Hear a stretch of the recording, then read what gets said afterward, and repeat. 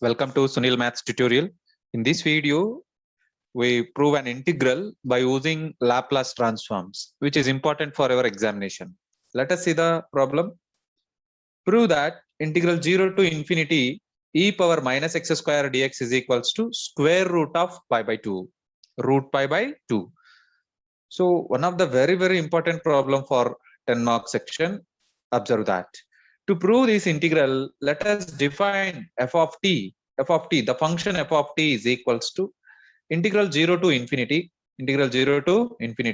e power minus t x square dx. We define a function f of x as an integral 0 to infinity e power minus t x square dx. Now find Laplace transform for this function L of f of t. Laplace transform of f of t is equals to, by using the definition of Laplace transform of a function, L of f of t can be written as integral 0 to infinity e power minus pt f of t dt. This one. Integral 0 to infinity e power minus pt f of t dt. That is nothing but the definition of Laplace transform of a function. So now substitute f of t. What is f of t? F of t is nothing but integral 0 to infinity e power minus t x square dx dt. Let us rearrange the integrals. Let us rearrange the integrals like this. Integral 0 to infinity, again integral 0 to infinity e power minus pt e power minus tx square dt whole dx. Now you observe that the term in the flower brackets, the term expressed in the flower brackets, that is nothing but the definition of Laplace transform of a function e power minus tx square. So you can write that integral like this: integral 0 to infinity Laplace transform of e power minus tx square dx. What is Laplace transform of e power at? Laplace transform of e power at. By using that formula, Laplace transform of e power at formula, that can be written as integral 0 to infinity 1 by p plus x square. 1 by p plus x square. So again, the term, that p can be written like this: root p whole square. Integral 0 to infinity root p whole square. Direct formula. You get 1 by root p into tan inverse of x by p. Tan inverse of x by root p, limits 0 to infinity.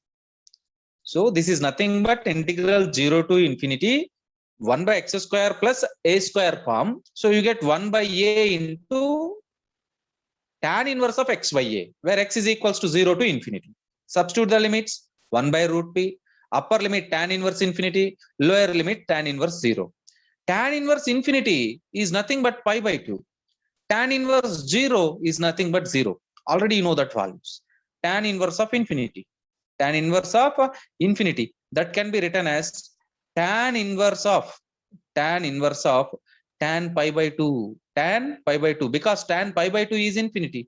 Tan inverse get cancelled. We get pi by 2. Similarly, tan inverse of 0 is 0. So finally you get this pi by 2 root p. So Laplace transform of f of t is equals to pi by 2 root p. Laplace transform of pi by f of t is equals to pi by 2 root p. What is f of t? What is f of t? L inverse of pi by 2 into root p. L inverse of pi by 2 into root p.